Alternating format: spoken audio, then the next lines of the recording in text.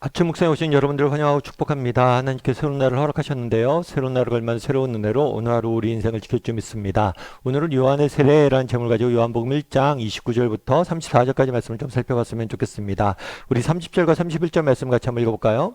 내가 전에 말하기를 내 뒤에 오는 사람이 있는데 나보다 앞선 것은 그가 나보다 먼저 계심이라 한 것이 이 사람을 가리킴이라.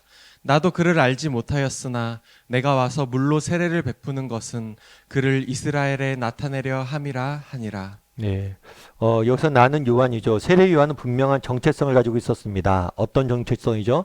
예수님이 오실 길을 예비하라고 부름받은 사람이에요. 그래서 세례 요한은 나는 예수님의 길을 예비하는 광야의 소리다라는 분명한 정체성을 가지고 활동을 했습니다. 그래서 오늘 본문에서 보면 뭐라고 이야기하냐면 예수님을 보고 그가 내 뒤에 오시지만 그는 나보다 앞선 사람이다. 다르게 말하면 나는 그보다 작은 자이고 정말 핵심적인 나는 그를 예비하는 자이고 정말 내가 전해야 될 사람들은 그다.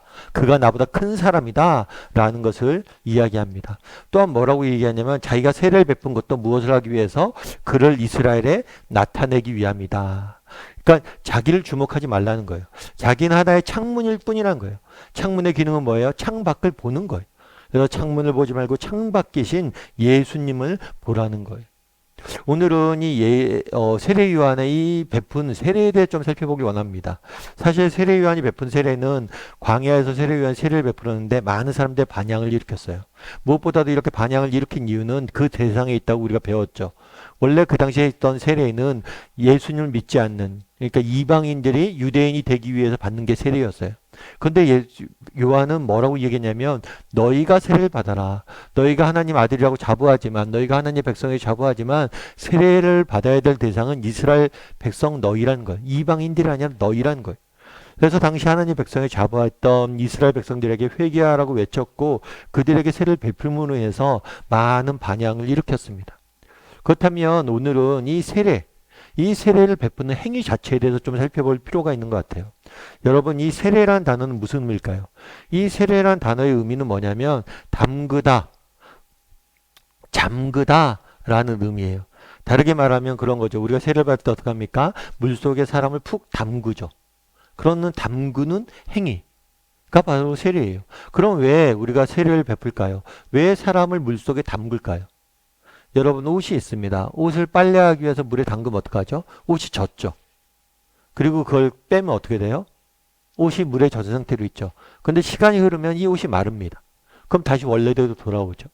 그런데 예를 들어서 이 옷을 어디에 담그자면 염색물에 담갔다고 생각해 보세요. 그럼 염색물에 담그면 어떡하죠? 어떻게 되죠? 그 염색물이 물이 들죠. 그러니까 흰색을 염색물에 담그면 파란색 염색물에 담그면 어떻게 돼요? 파란색이 되죠. 파란색 옷이 되죠. 이 담그다, 잠그다라는 표현은 단순히 물에 담그는 표현들이 아니라 이 염색체, 옷을 염색할 때 쓰는 물에 담그는 행위를 의미하는 거예요. 용례를 보면. 다르게 말하면 세례를 베푸는 이유는 뭐예요? 그것은 변화를 의미하는 거예요. 마치 하얀색 옷이 염색물에 담겨지면 파란색 옷으로 변화되는 것처럼 근본적으로 변화가 일어났음을 보여주기 위해서 이 세례를 베푸는 거예요. 그래서 우리가 세례를 베풀고 세례를 받았다. 그러면 나는 근본적으로 변화가 일어났다는 거예요. 그럼 어떤 변화일까요? 이 여기서 말하는 변화는 뭐냐면 신분의 변화예요. 우리가 왜 세례를 베풀고 세례를 받느냐? 이것은 신분의 변화가 일어났다는 것을 보여주는 거예요. 그래서 이 세례의 모형은 구약시대에서 나옵니다. 구약시대 보면 여러분 출애굽 사건 아시죠? 원래 이스라엘 백성은 애굽에서 노예 생활을 하고 있었어요. 그런데 하나님께서 모세를 보내서 뭘 했어요? 애굽에 노예 생활하던 사람들을 애굽에서 이끌어내어 가나안 땅으로 인도했죠.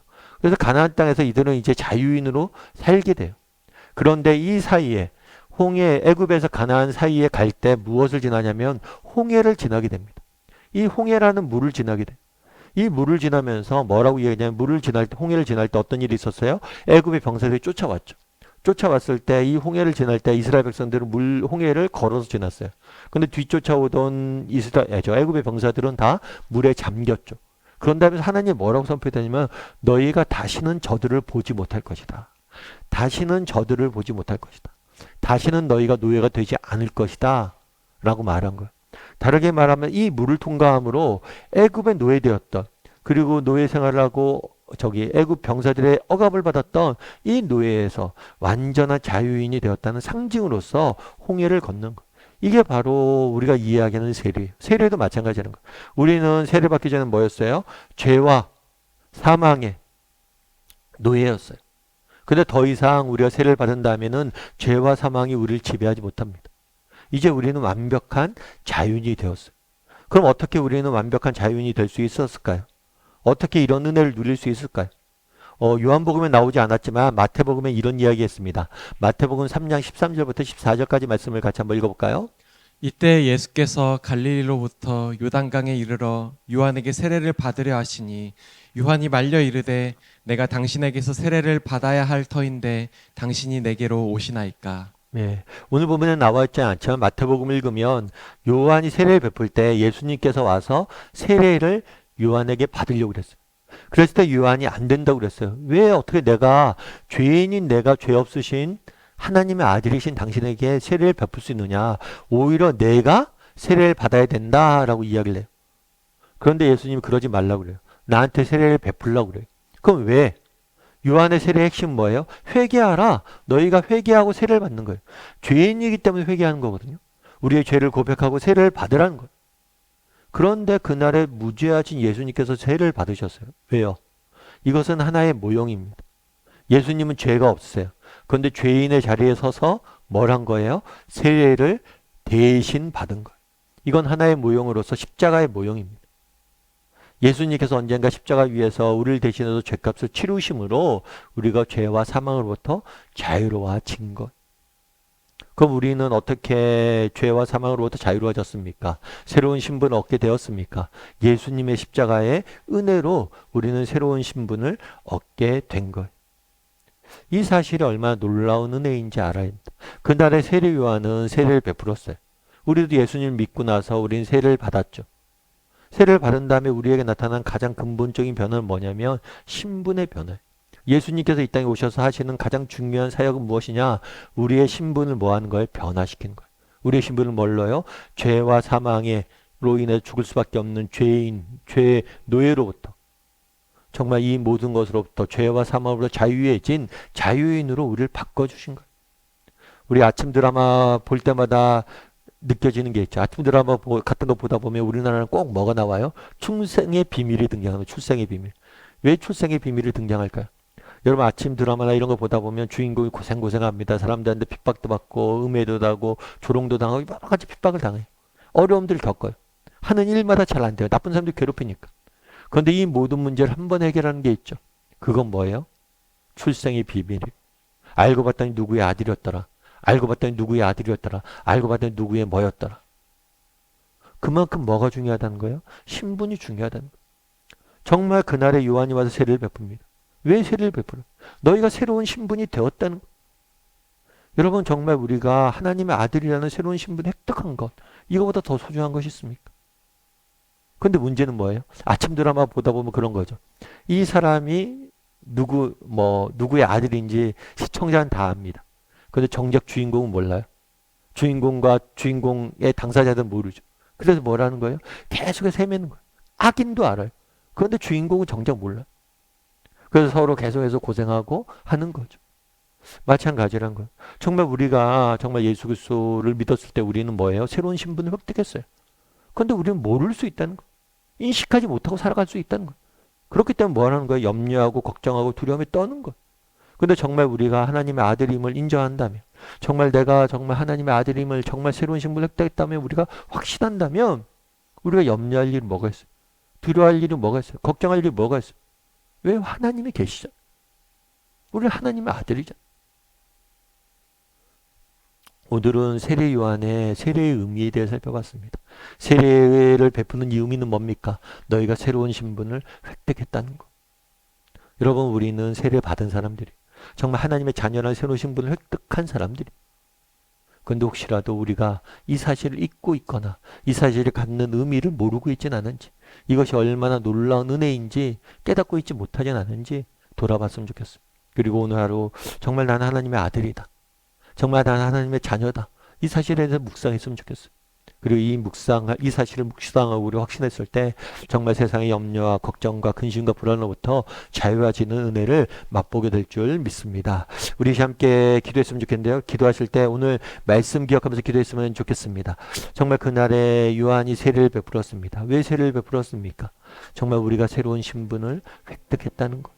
정말 우리는 이제 더 이상 죄와 사망의 그늘에 앉아있는 자들이 아닙니다. 더 이상 죄의 노래가 아니에요. 더 이상 사망의 노예가 아니에요. 우리는 정말 이제 죄와 사망으로부터 자유해진 자유인이고 하나님의 아들이라는 새로운 신분을 획득한 사람들입니다. 이 사실을 우리가 잊고 살아가고 있지는 않은지, 하나님의 아들이 되었다는 게 얼마나 놀라운 은혜이고 특권인지 우리가 기억하며 살아가게 해달라고, 잊지 않고 살아가게 해달라고, 함께 이 시간 목소리로 정말 하나님의 자녀임을 기억하고 그것이 얼마나 놀라운 은혜인지 잊지 않고 살아가는 사람들이 되게 해달라고 한 목소리로 말씀 기억하면서 기도했으면 좋겠습니다. 기도하도록 하겠습니다.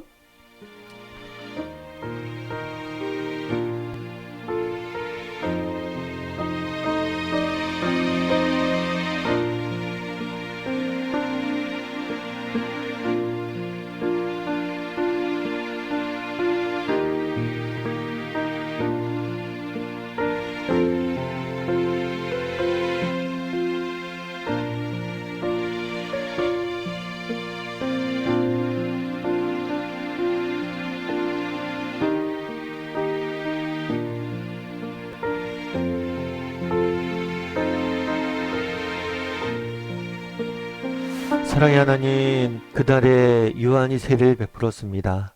정말 우리가 정말 세례를 받음으로 새로운 신분을 획득하게 되었습니다. 그런데 우리가 이 사실을 기억하지 못하고 이 사실을 깨닫지 못하고 여전히 가난하게 살고 있지는 않은지 돌아보게 도와주시옵소서.